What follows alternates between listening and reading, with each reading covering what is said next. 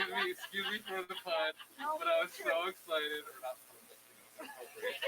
Anyway, but I don't know how many of you have a chapter even start this yet, but it is fantastic.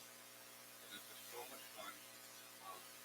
Like we were talking about in the fact is I love a mix of thriller horror that's fun, rock and roll, that have fun getting scared, but I also like to have the edge of some real horror, the deep personal horror. This is the first step. It's got the intimacy and the trauma mixed with the fun and the jump scare, and not just jump scares, but thriller scares, which is something that I want to do. And I'm just absolutely thrilled to have here today Kiersten, so I'm pretty White. Please give her a big And thank you, Rob. I was really nervous for him to read it because I told him this idea before I told anyone. So I'm just relieved he liked it. So I am vaccinated and boosted, and I had a negative COVID test an hour ago. Are you comfortable with me taking off my mask for the event? Okay. And then when we do the signing, we're in close proximity. I will put it back. Okay. If I can get up here. I got this. Okay. And I am going to use the microphone since it's being live streamed. Yes, we're good? Okay, cool. Hi, thank you for coming. Seriously, it's so nice to see you. Yeah, so, it was a day. So Hyde is my debut adult. I'm finally a grown-up, you guys. I got out of high school. It's amazing. It took me a dozen years to graduate from high school, but I did it. No, just kidding. I still love YA. But it's like Rob was saying, I just wanted to write something with all my teeth. I didn't want to have to hold back anymore. And Hyde was an idea that I actually got probably like 4 years ago now. I had a couple of different ideas that combined into one super idea, and I started writing it, and then I got scared. Not of like I scared myself, but like I got scared of the idea of trying something new and putting myself out there in a new way. And so I kept putting it off, and I kept putting it off, and I kept putting it off, and then 2020 happened. Do you guys remember 2020? Are you trying hard not to remember it? The thing about creativity is you need a certain amount of stability in order to access creativity, right? And I think a lot of people have this mythology of like the tortured artist and that you work better when you're suffering. And that's not true. It's just categorically not true. It's very, very hard to give your brain the space that it needs to be creative if you're in survival mode, if you're in panic mode. And so I had already written a middle grade book in 2020, but then it was, fall of 2020 and things were still bad. And so I decided it was finally time to commit and to see if I could make Hyde happen. And I could, and I did. Surprise. Sorry, I spoiled the ending. Dang it. So yeah, Hyde is, the pitch for Hyde is that it is a high stakes hide and seek competition set in an abandoned amusement park in which 14 20-somethings are invited to compete for the chance to win $50,000 and change their lives in what is perhaps being pitched as a reality TV show competition. They're not really sure. This is a trial run. And so you gather this sort of disparate crew of 14 hopefuls and send them into an amusement park that's been abandoned since a horrible, tragic death in the 70s. And then you see what happens. And it's just really fun. Everybody has a good time. They go on some rides. They hang out. Nothing bad happens. And then somebody wins. Yay, the end. Yeah, it's great. It's really, really calm, easy reading. So for me, horror, the thing that horror does that I love is it doesn't look away, right? Because there are a lot of things in our lives that we want to look away from, and that we as a society and we as a culture deliberately look away from. And what horror does is it doesn't let you. It doesn't let you look away. And it uses genre and it uses those trappings to force us to look at the things that we don't want to. And so when I was writing Hyde, I was looking at the things that I don't want to look at and that I don't want to be real, the things that make me the most upset, the angriest, the most despairing, both as a person and particularly as a mother. So it was really fun. It's This is really bleak. No, it was genuinely fun to write. Horror is a genre that I love. I think it's a genre that really exciting things can happen in horror and within that storytelling, and then kind of combining it with more thriller aspects. It was actually fun to write. I promise, and it will be fun to read, mostly. I did some cool research when I was writing this book. I did a lot of research on historical amusement parks because I love amusement parks, both actual ones and then horrifying stories about them. And one of the ones I looked at a lot was Coney Island, because Coney Island has such a strange and rich and vast history. And one of the things that in particular I wanted to research was hell rides. So hell rides were historically included in like amusement parks and fairs so that they could be open on Sunday. Because if they didn't have some sort of moral enrichment aspect to the amusement park, it couldn't be open on Sundays for most local regulations. And so they would add a hell ride where you would go and you would get all these moral tales, like the girl would be too vain, and so the devils would push her down the slide into hell. And, because that's, oh, you like your hat too much? Bye. It's great. And so there was a really famous hell ride called the Hell Gate in Coney Island. And it's a little bit notorious. We'll get into that in a minute. There's this Russian dissident writer named Maxim Gorky, and he wrote a piece called Boredom. And it's all about his trip to Coney Island and how much he hates Americans and how much he hates American access. The only time he was happy, the whole time he was describing it, was imagining it all burnt to the ground. But I read his piece because he has the only detailed description of the hell ride that exists. And so I want to get, how would a hell ride work? What would be the logistics of the ride? What would be in it? Because I wanted to include one in my park. And so then the irony of him hoping that the whole thing burns down is that several years later, they were redoing the hell ride and they had just put in a bunch of tar and it caught on fire and it burned down that whole section. It was called Dreamland, that whole section of Coney Island. Which was really scary because they used to have things in parks called infant incubators. Have you guys heard of these? Okay, this is the weirdest American history. Okay, I first read about infant incubators in, I believe it was Elizabeth Hound's novel that takes place in an amusement park. It's fantastic. I'll have to look up the title later because I cannot remember it. And I was like, what's an infant incubator ride? Like, is it like a buggy that you ride around in? Like, I'm trying to picture what an infant incubator attraction in a park would be. They were literally infants in incubators. So America at the time, if you had a premature baby, they were like, well, good luck. Like, that was it. That was the healthcare that they offered you. Not much has changed. But there was a doctor who had immigrated from Europe, and he had a daughter who was born extremely premature. And because he had healthcare in Europe, again, is this sounding familiar? She was able to survive. And so he brought that technology over, and hospitals were not interested in it. They didn't care. And so he partnered with Coney Island and was like, I will make an attraction for you of premature babies that people can come in and look at. And it's so weird because it's so uncomfortable, but also those babies got amazing care. They were very protected. They were very well cared for. There were several nurses around the clock. They did not let people touch them. They didn't let people get near them. There was a barrier between them and people. People could pay their money and come in and look at the little tiny babies and then leave. And they used the money that people paid to pay for the to pay for the healthcare for these babies, so that their parents didn't have to pay anything.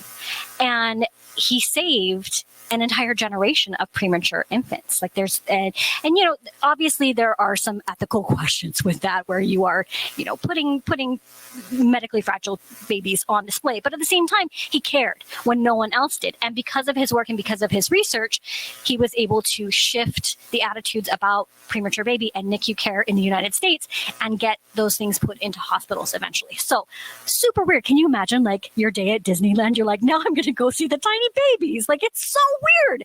But it had a genuine societal impact and it genuinely changed things. And that's what's so fascinating to me about amusement parks, is there are these over-the-top things, right, that we go to for escapism, but at the same time, they really reflect our values. They reflect who we are. They reflect the individual regions that they're in.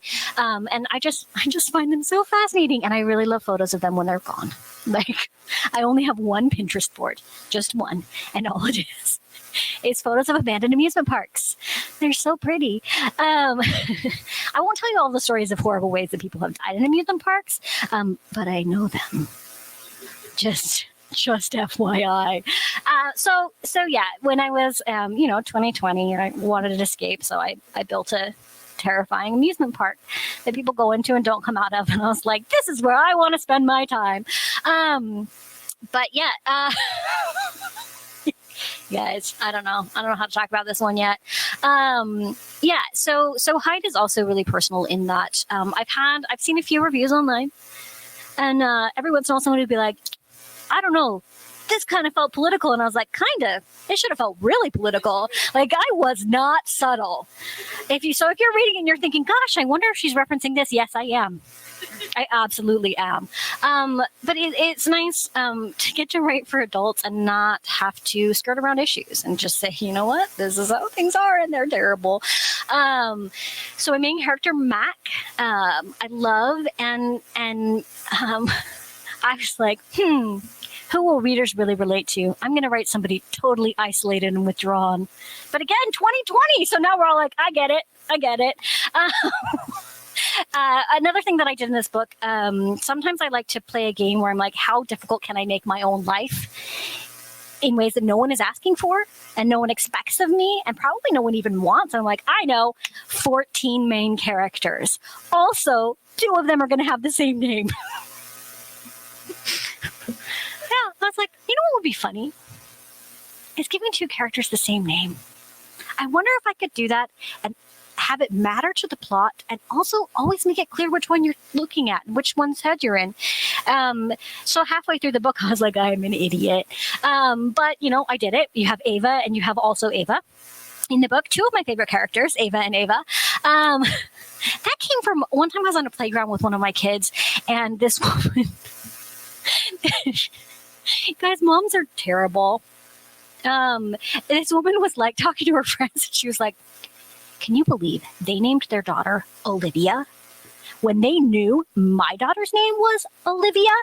So I told my Olivia, you don't have to call her Olivia. You can call her something else. And I was like, okay, you gave your child the single most popular name of the birth year that they were born. And you're telling her she can go ahead and ostracize and bully another girl for having the same name? Like, oh, I want to know you, but also I never want to see you again. But I love that these ideas of self and sense of self and how we see ourselves in relation to other people. One of the things that I wanted to do with such a large cast of characters is I wanted to create almost a voyeuristic sense, right? Because with reality TV and particularly with social media and social media influencers and the way that we commodify ourselves, right? Like we perform our lives for other people in the hopes of, getting likes, making money. I don't know why we do it. I do it too. But this idea of being so desperate to craft and control how other people see you, and this idea that, we consume that, right? We consume people's lives. We consume who they are. We consume all of it, which is really disturbing. And so that was part of what I wanted to do with Ava, who doesn't care what you think of her and knows who she is, and Ava 2, who is desperate not to be Ava 2. She wants to be the only Ava. I also got to write the kindest gas station attendant from Pocatello, Idaho. His name is Brandon. I love him very much. I love all of these characters, so if you want to yell at me after you finish reading it, I get it. There are a lot of characters, and maybe they're not all going to survive. I don't know. It's a horror novel, guys. So, yeah. Oh, but maybe he makes it. Maybe Ava makes it. Maybe Ava 2 makes it. Maybe Mac makes it. Maybe no one makes it. I don't know. I'm writing a new book, and my husband keeps asking me how many people are going to die. I'm like, why would I tell you that? Maybe no one's going to die. Wouldn't that be a twist? And everyone is fine. Yeah. Sometimes I think he forgets who he's married to. Like last night, he was like, oh, but your book releases tomorrow. That's so fun. You haven't had a book release in a while. And I was like, I had one in December. And he was like, well, that's a while for you. Like that. That's fair. I'll be back here in 2 weeks. That's not a joke. I will actually be here again in 2 weeks for my middle grade. So Hyde was very much, it's very much a nightmare of mine and also a dream come true. It's a book that I worked toward for a lot of years. I feel really, really lucky that I was able to pull it off. You guys, you want to know the scariest thing about Hyde? I sold it before I was finished writing it. Yeah. I sold it. They were so excited about it. And they're like, I can't wait to see how it ends. I'm like, oh, can you? Though? Can you wait? How long can you wait to see how it ends? Because I really was like, gosh, I hope that I can actually pull this off. And I think that I did. I don't know. You guys can tell me. No, don't tell me after you read. Do you know what's one of the most threatening things to see ever on an Instagram post? An Instagram post of this cover, and somebody that I don't know was like, oh, I just downloaded my copy. When I finish reading, I'll come back and let you know what I thought. And I was like, oh gosh, please don't. Please don't. You can let all your friends know. You can let Goodreads know. You can let, I don't need to know. Anyway, I'm sure that person is lovely and maybe they'll love it. But it's like, when Rob was like, I'm sorry I didn't tell you what I thought sooner. I was like, well, if you hadn't liked it, you never needed to tell me. We never need to bring it up again. As far as our friendship is concerned, this book doesn't exist. So I'm really glad that he liked it. Really, really glad. And it's really fun to be debuting this book here because Mysterious Galaxy was so formative for me when it comes to horror. Because when I was growing up, horror was not a genre that I felt like I could access. I wasn't allowed to watch rated R movies. I would see a trailer for a horror movie and I'd be like, need to know how that ends. So I'd like look up the synopses on Wikipedia. I have read so many synopses of so many horror movies. Let me tell you, if you read what happens in Hereditary before you watch it, not that great. I've ruined everything for myself. So when I started reading horror and I was like, oh my gosh, I love this. I would come and do events at Mysterious Galaxy. And at the end of my events, every time I would say, hey, Rob, go pull what you're liking, pull what's interesting, pull what's exciting right now in horror. And he'd come back with like 10 books and he'd pitch them all to me. And he'd be like, which one do you want? And I'm like, I want all 10. It was very expensive for me to do events at Mysterious Galaxy. And it still is. But it's really fun to be launching this here in the store and with Rob, who, had such an impact on me as I expanded the stories that I was willing to engage with both on the page and in my head. And Hyde is a representation of that. I'm really proud of it. And I hope that you like it. It's not long, so you can read it in one go because you probably will want to once you start. I hear that a lot. I'm sorry. So don't start it right before bed. Just pro tip. Just don't do that to yourself. I love sleep. I don't want to deprive you of sleep. Sleep is the best. But if I do deprive you of sleep, tell me because I do actually want to hear that. That sick, twisted part of me that was so traumatized by 3 colicky babies. I'm like, oh, you didn't sleep, huh? How did that feel? Anyway, sorry. I'm petty. Do you guys have any questions? I would love to answer your questions. Yes. So like 4 years or okay, so this one was a little bit different because I kept going back to it and I kept going back to it and I had about 80 pages and I finally had the point where I was like, I need to either stop working on this or know that it's something that I can sell because I'm very big on not spending time writing things that I can't make money off of because it is my job. My friend and I have a refrain, write the things you're getting paid for. And so I had 80 pages. So I had a partial, I polished it. I wrote a really good pitch letter. My pitch letter was so good, you guys. Oh, so good. I wish that I could show, I wish people could read this pitch letter because it's really good. But it's so spoilery. And so we sent that out to publishers and I wanted to publish with Del Rey and I wanted my editor to be Trisha Narwani because I really, really like her work. And Del Rey and Trisha Narwani bought it. I'm still so happy about that. And so after they bought it, that was in November, they were like, yeah, just, let us know when you'll have a finished draft. And then I got really excited and I wrote, I turned it in January. So I don't know. So 4 years plus 3 weeks. So I don't know how that math works, but that's how all my stories work, right? Like you'll hear like, oh, Kiersten just wrote a 2-week draft. What a monster. I am. But in my defense, that 2-week draft is almost always informed by years of thinking about an idea, of like gathering bits and pieces and like burrowing them deep into the recesses of my brain where they can fester and rot and then, bloom. And so yeah, that's always a thing. Like, 4 years and 3 weeks, or 3 weeks, depending on how you do the accounting. I will say the middle grade books are amazing. I can write a draft for them in a week because they're so much fun. Nobody like, I don't ever have to describe being attracted to someone, you guys. Can I just say, I love YA. I will always love YA. YA gave me my start. There's amazing work being done in YA, but if I never have to describe being attracted to a teenage boy again, it will be too soon. Because guess what? Teenage boys are not attractive. Even when I was 16, I was like, I guess. I'm no longer 16. I'm like, no, just wait, sweetie. Just wait a few years. I got married when I was 18. He wasn't underage, though. He was 21, so he was really mature. Our 20th anniversary is in 2 weeks, though. So, sometimes I get things right. But yeah, so I don't actually know how long this book took. It took a long time, and also not very long at all. Yeah, so I'm working on it was a 2-book deal, and I'm working on the second book, which is not a sequel. Internet. I did have somebody who's lovely and reads all of my books, and I really, really like him. I maybe was feeling a little bit catty that day, and I was like, I just wrote an epilogue in my next book. I hope you're happy. Maybe you don't deserve an epilogue. Maybe you should sit in uncertainty. And he was like, oh, well, but I wasn't mad at the ending of Hyde because I know there's going to be a sequel. And I was like, oh, well, there's not.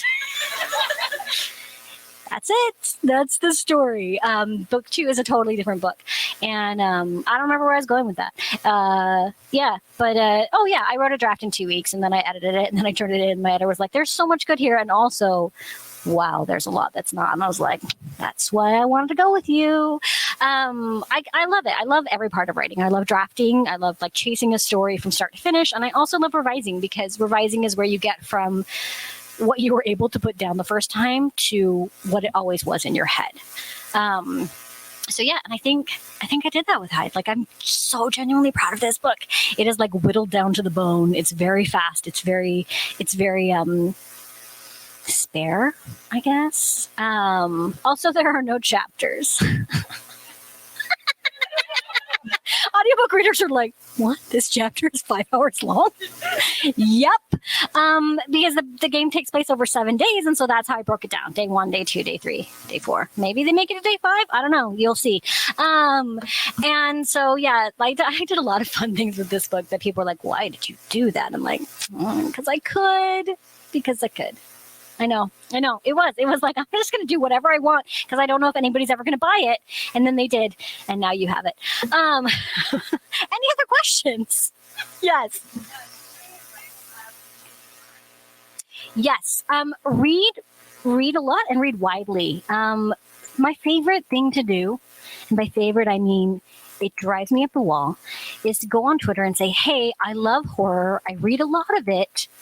Do you have any recommendations for me? And the first 12 people inevitably will be like, have you heard of Stephen King? And I'm like,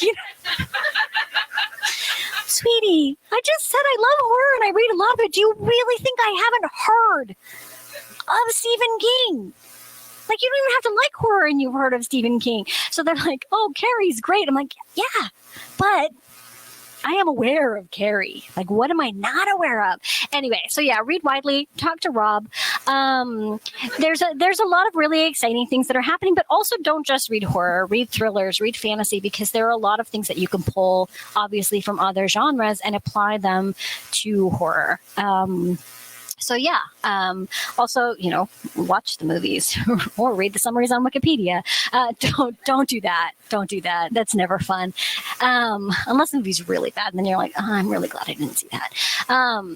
But yeah, just read widely, and read the things that other people aren't necessarily recommending on Twitter. Have you heard of Stephen King? I hear he's great.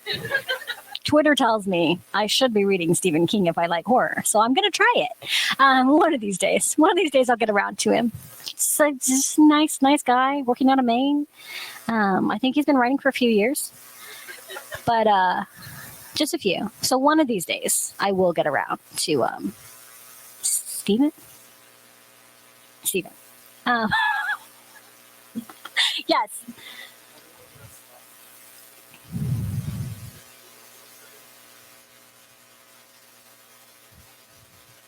Yeah, yeah. And so Hyde is not, I guess, contemporary horror. I don't realistic horror. It has a supernatural element, which my editor very wisely put in like the tag that it's dark supernatural thriller, because she's like, otherwise people are going to get on Goodreads and be really mad at us that they were not warned that there was a supernatural element. People are funny when they come in with expectations. I mean, I'm the same way. Like I watched Yellow Jackets recently, and I thought it was one season only. And so as I'm getting close to the end, I'm like, they've got a lot of loose threads. I don't know how they're going to wrap this up. And then I realized they weren't, and I was like, and it ruined my experience of the show. I mean, I still loved it, but it kind of ruined my experience of the show because I had such different expectations, which is an interesting thing as an author, managing expectations while not like spoiling things or ruining the experience for the reader. It's interesting. So Hyde came from two different things. I had a few years where I really wanted to write modern retellings of Greek myths, really leaning into how genuinely horrific they are. You know, when you pull them from sort of like the old trappings and like the archaic language or whatever, and you look at what the story they're actually telling, they are legit horrifying and terrible, particularly to women. And so I kind of wanted to do those, but I wasn't ready to yet. And then I read a newspaper article about the Nascondino International Hide and Seek Championships, and it was set in an abandoned resort town in Italy. So there was this place in Italy where they're like, we're going to make a resort town where people will come and resort. And then they ran out of money, and so they never finished it. So it's this like half-finished resort town that was never resorted. And so I was like, oh my gosh, this sounds amazing. I wonder how many people died. And then it turned out that they had all these rules, and they had like spectators, and you could only hide for a certain amount of time. And when you ran into base, it was like a mattress. So it wasn't even like a rough landing. And I was like, well, that's boring. But I'll bet you could do one where a lot of people died. And I kind of was thinking about it for YA for a while, and then I was like, I don't want to do it YA. I don't want to be that nice. And then eventually the two ideas became one, is combining these stories that we tell over and over again because we never stop living them, which is Greek mythology, which is most mythology. And then an international hide and seek competition set in somewhere abandoned and rotted and ruined. But this time there are no mattresses to land on. And so, yeah, the supernatural idea the supernatural element was always part of it. Part of what I love about genre and using fantasy elements or supernatural elements is you can tell a very, very real story, but you can tell it heightened. And you can use those elements to sort of magnify the human elements. It always seems a little bit counterintuitive, right? Like you would feel like supernatural or fantasy elements would remove the realism, but for me, I think they heighten everything and they make it more realistic because they just bump everything up to 11, right? And so yeah, that was always part of it, but. And then just sort of the framework of I wanted it to feel sort of like mythology. I wanted it to be I call it a very American fairy tale. It's like, hey, here's an opportunity. It'll change your life. And it does. Yeah. And just kind of, America and the things that we tell people they can accomplish. So yeah. The supernatural element was always really important to me. That was always kind of part of the heart of the novel, and using that, mythology base, using that supernatural base to build on a very real American story. Yeah, because we keep doing the same things over and over again. We never change. Yes. So we do have some questions from our virtual audience. First one is from Michelle, and she says, you said that you play a song or songs on repeat when drafting. What was the song for Hyde? Yeah, so the song for Hyde was I by Smashing Pumpkins. You would think it would be Bullet with Butterfly Wings, but it's not. Yeah, and the song thing is weird because it's not necessarily like the lyrics. It's just for whatever reason, when I hear that song feels like what I want the book to feel like. And so I put it on repeat on noise canceling headphones, and I don't actually hear it. I'm not actually listening to it. I couldn't sing the song to you. I listened to Yellow Flicker Beat by Lorde 2,500 times while I was writing the I Darken trilogy. I don't know any of the words. But when it comes on the radio, I have PTSD. I'm like, no, I don't want to go there. And it's really just sort of a form of self-hypnosis. It tells my brain it's time to think about this story now and nothing else. And so I try not to pick songs that I love. I ruined Florence and the Machine for myself, and I'm still sad about that. So I'm careful not to pick like my very favorite things. But yeah, I by Smashing Pumpkins. I don't know how many times I listened to it. A lot. I still do like Smashing Pumpkins though, so. Maybe because I didn't write a trilogy. Yes.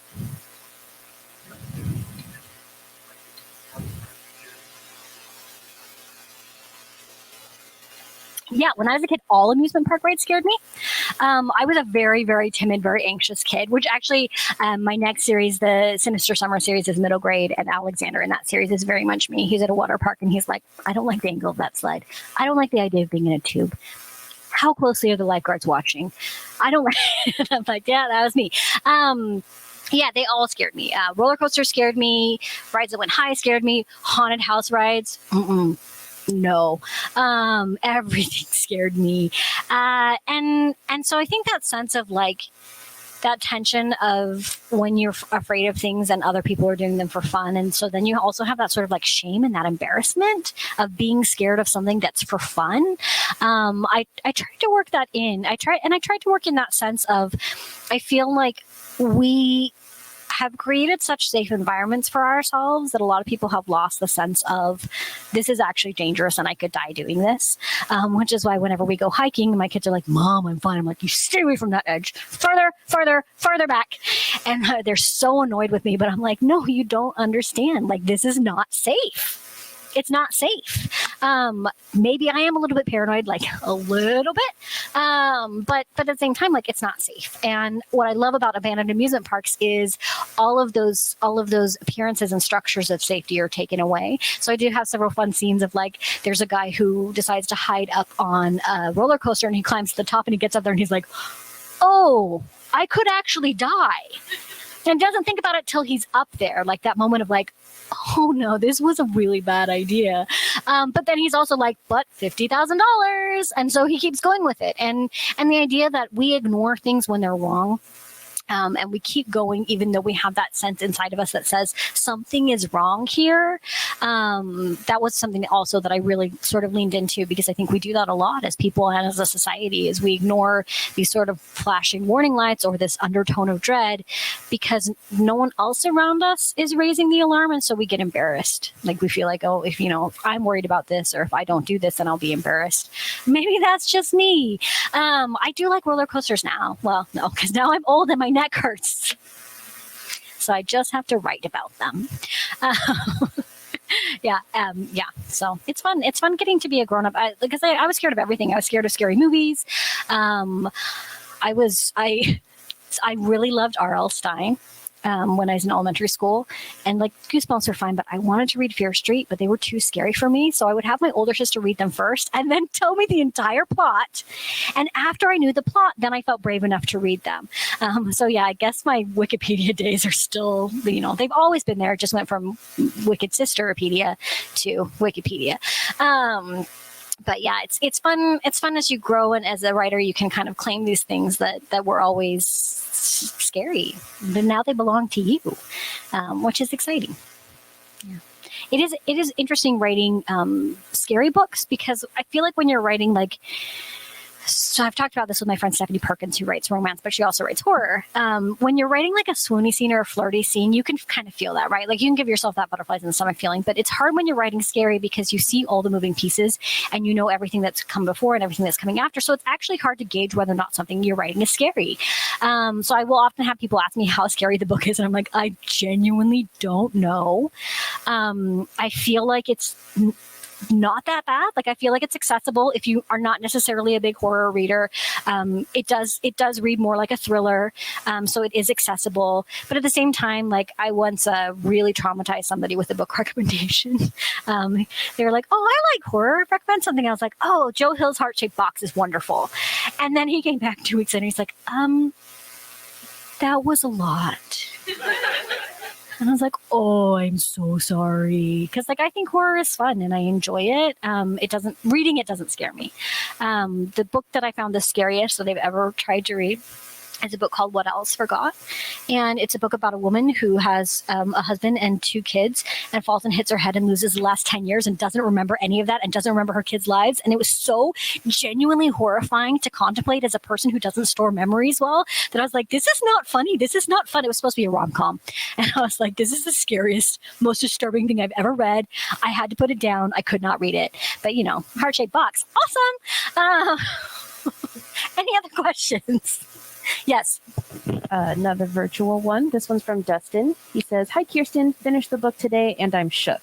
Loved it. I couldn't help but picture it cinematically in my head, which begs the question, any screen adaptation bites you're able to share? Thank you."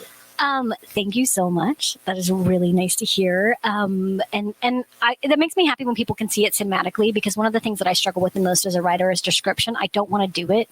I don't want to tell you what things look like because I don't care. Let's just have more conversations. But so it's something that I work really hard on. So when people can view things cinematically, that makes me really happy. As far as whether or not anything is happening in terms of development, there's a lot of things that happen behind the scenes that you're not allowed to talk about. The end. It's very disappointing. So yeah, I can't say. But you can't quote me on that because I didn't say anything. You can't quote me. That's my whole social media thing. I'm like, yeah, I will post photos, I will talk around things, but I will never give you a soundbite that you can quote me on. It's a good, good life hack. Any other questions? Yes.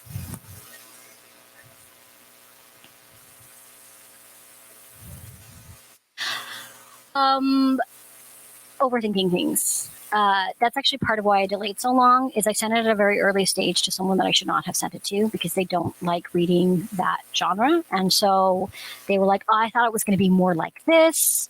I'm not really sure where it's going. And I let that take my confidence in it. And so I set it aside. But it didn't leave me alone. I kept thinking about it and I kept going back to it. And that's how I knew it was worthwhile. So yeah, for me, it was a lot of just like getting out of my own way and not being intimidated. Cause like I know I'm a good writer. I think I'm a good writer. I really enjoy reading my own writing. When I do it, I don't ever do it once it's published. But it can be scary. Like when you're successful in one thing and you know that you have an audience, deciding to venture into something new is really intimidating, which is why I kept putting it off and going back to the things that I knew and the things that I had an audience for. So again, thank you for coming. It really means a lot to me. But yeah, I think it really was just having the confidence to do it. Because when people ask me what's the difference between YA and adult, and there's really not a difference. People act like there's this big difference. No, you can find way more literary and complex and intricate writing in YA than, some very, very popular adult, and, vice versa. You're going to find different levels of quality everywhere. You're going to find incredibly bleak and brutal YA. You're going to find incredibly trite and happy and superficial adult. Like it doesn't, you can find anything anywhere. Which is why when every once in a while I'll see something and be like, I don't know, it felt kind of YA. I'm like, have you read YA? Because I don't think you have. I think you just know that I was a YA writer. And so you're like, well, she's a lady. So kind of YA, I guess. It's always dudes. Sorry. That's a bit of an issue with me. They're also the ones who are like, this sounds like fan fiction. I'm like, not if it's officially licensed, bud. These are the things that you text your friends or say in front of an audience, apparently, but you never tweet them. Yeah. So yeah, it was really just a confidence issue because I don't think that, there are certain things in YA, like stories tend to be more streamlined. You tend to have a basis of like hope because your characters are teenagers and they're at the beginning of their lives, that you can strip away an adult, which is great, instead of like, what can my life be? It's like, what is my life? It's wonderful. I love it. I felt really free writing adult. I felt not that I held myself back in YA, because if you read I Darken, I don't. But I could approach the story in different ways and engage with it in different ways and with different parts of myself, which is why I like writing a bunch of different things. Like I love writing middle grade because I can just be absurd and silly and still engage with real things, but in a way of like, isn't the world nonsensical? And then, in adult, it's like, isn't the world nonsensical? It's all in tone. So yeah, but I love it and I want to keep doing it. Yes. So I have 2 teenagers, and anytime there's some property that's aimed at teenagers, they're like, oh no, that's pandering. And I'm like, I write for teenagers. But no, my oldest read The Dark Side of Elizabeth Frankenstein when she was reading Frankenstein. They read my one middle grade book that came out a few years ago while I was writing it. And my 8-year-old has read my middle grade, and he thinks I'm very funny. He thinks I'm so funny. Yes, he'll get over it. But for now, he thinks I'm so funny. But yeah, no, my teenagers have never read any of my YA besides Elizabeth Frankenstein. They haven't read Hyde. They could if they wanted to. But I don't encourage them to, because I feel like that's a weird line. Like, I already think it's weird when my next door neighbor is reading Hyde, and I'm like, sorry that you have to live next door to me. I don't think we should have brought these walls down between us. But when it's your mom, and particularly when I was writing YA and I was writing characters their ages, I'm fine with them not reading it. I don't encourage them to. Like, I don't say they can't, but they don't want to. And I'm never like, why don't you read my books? But yeah, they don't even watch stuff that's for teens. They are very,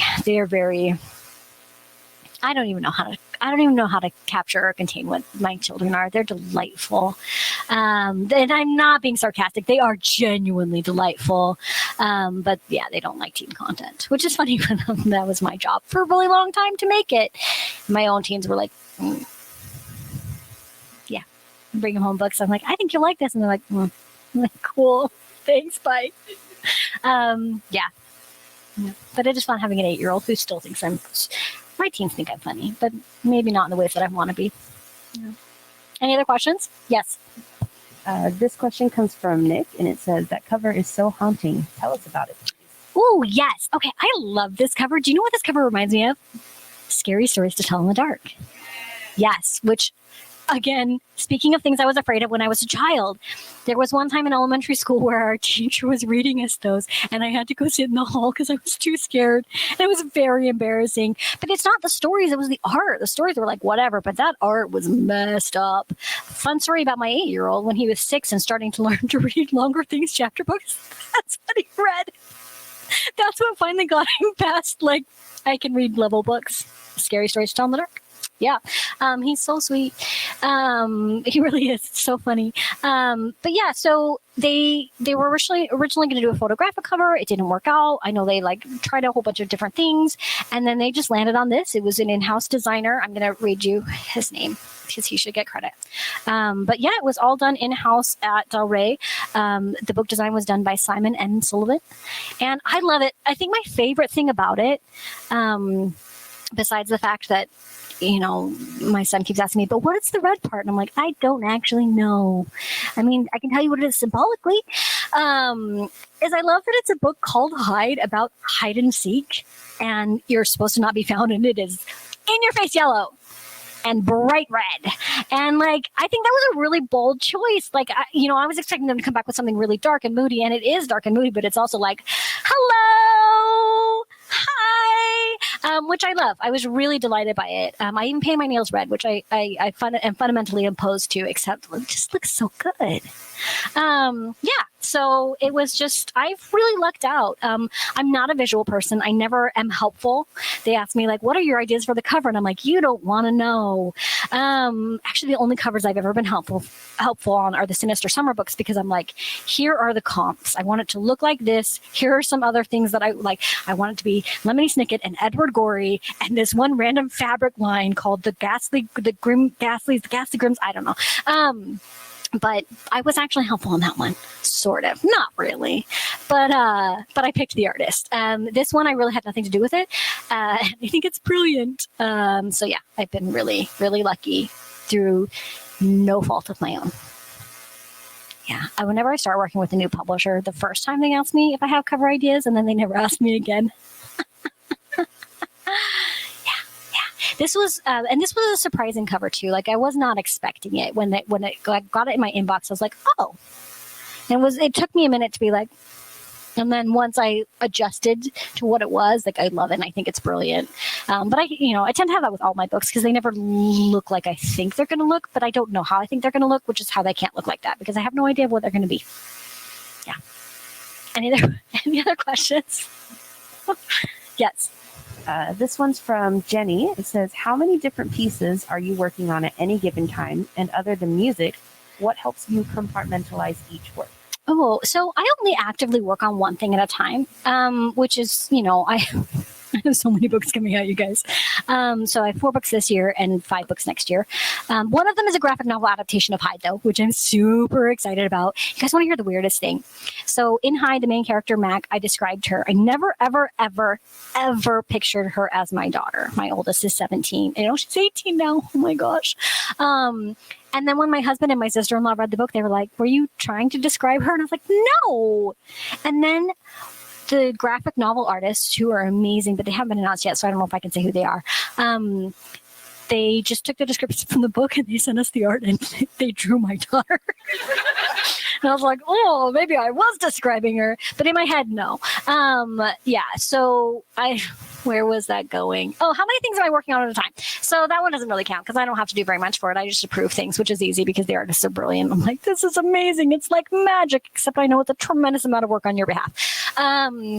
So I'm waiting on, I just finished copy edits and first pass pages for 2 middle grades. I just got back a revision letter for my next adult book. And then I have to do major revision on that. And then I have one more book left to draft this year that's under contract that I haven't drafted yet. And that one's due in September. I haven't started yet. I don't even know what's going to happen in it. I sort of know. Maybe a little bit know. So at any given time, I have books in different stages. But the one that's the most mentally taxing is drafting. But I never work on more than one book at a time. So my brain is all in on one idea and then I switch to that next. So I can't, I know some authors who work on one idea in the morning and one idea in the afternoon, and that's just bonkers to me. I can't even work on copy edits while I'm drafting. I have to be 100% in on whatever I'm doing, which makes it lucky that I draft quickly. But yeah, I always have several things going. So I have this revision, and then also in the back of my head, I'm thinking about what I'm doing next. My next idea, maybe listening to some music that reminds me of that every once in a while, as a little treat. You can think about this today, which is actually how I treat it. I'm like, ooh, I get to think about this idea just for today because I have the day off. That's what I do my day off is plan my next books. I'm really good at relaxing, which is probably how I ended up with 9 books out in 2 years. But yeah, I don't work on multiple things at the same time. It always is just next, and I have to keep them separate. But I do have music assigned to each of them. I go on walks.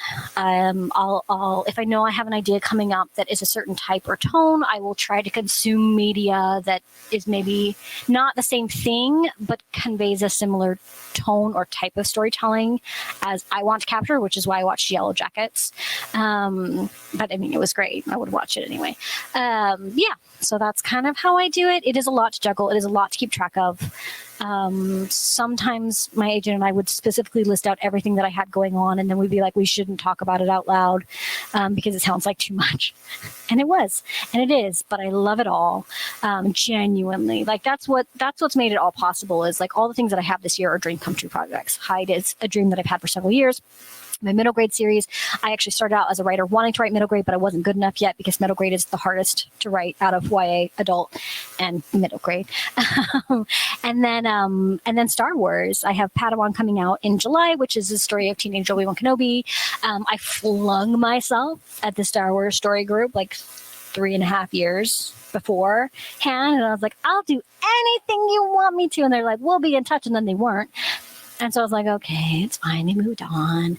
And then they emailed me out of the blue last summer, and I did not have time for it, but I made time for it. And that's part of how I managed to work on so many projects is they're all things that I genuinely love, and they're all really different. Like I think if I was only writing, like if I was trying to write 5 adult horror novels in a year, I couldn't do it. But 2 adult horror novels plus 3 or 4 or 5 middle grade, sure, that's easy. It's not easy, but it's fun. Any other questions? Yes. Middle grade, I think, is the hardest because it is a much harder balance to strike.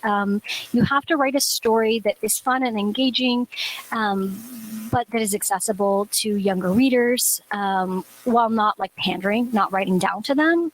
And then you have to find a story that is also compelling, but that is believable, that a couple of 11 or 12-year-olds could imaginably do this. I mean, they couldn't, but it's within the bounds of reason that it could happen.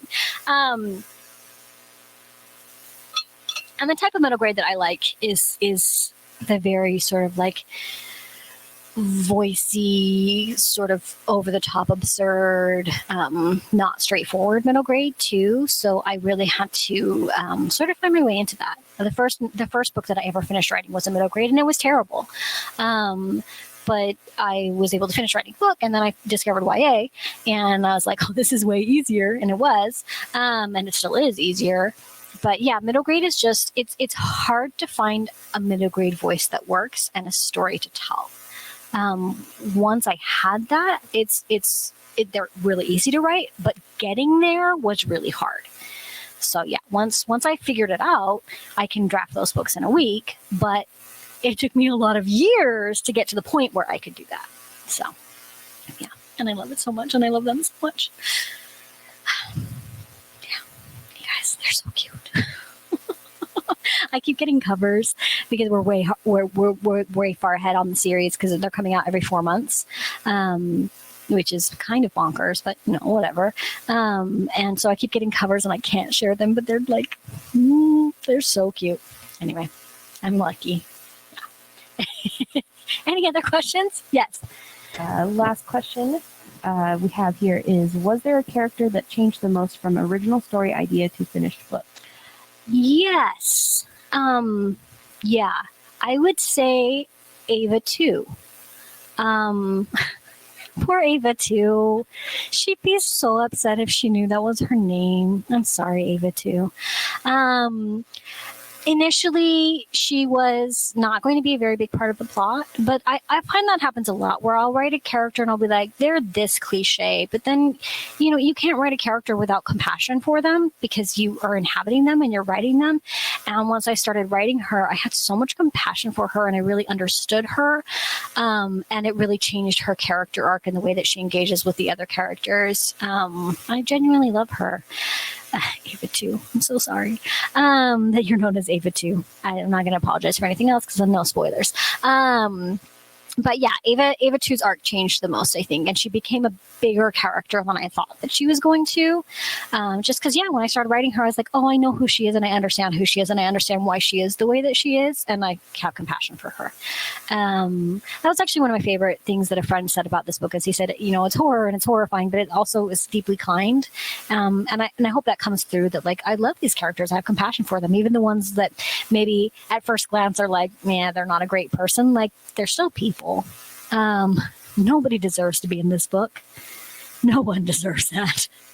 But there they are. Yeah, so it was Ava 2. Yeah. All right, maybe one last question. Anybody have a question? You don't have to have a question. It's okay. All right, I'm just going to close with thank you all so much for coming. Thank you for supporting my books. Thank you for showing up for Adult, celebrating my graduation. I really appreciate it. Maybe I'll go back to high school someday, but not yet. Yeah, thank you so much. I'll be back here in 2 weeks. Well, 2.5 weeks. Friday, June 10th, maybe? I don't know. What are numbers? I think it's June 10th. It's a Friday. For Sinister Summer Wretched Water Park, which is my debut middle grade series. I love it so much. Feel free to bring kids. I will not scare them very much. Thank you again so much for coming. All right, let's give her a round of applause. Thank you, everyone in store and online, for tuning in. And thank you, Kiersten, for taking time out of your day to come and talk about your wonderful book. For those watching online with us, there is a button there that says buy signed books. So if you haven't already, feel free to grab your copy, and Kiersten will be here signing. And with that, thank you so much, everyone.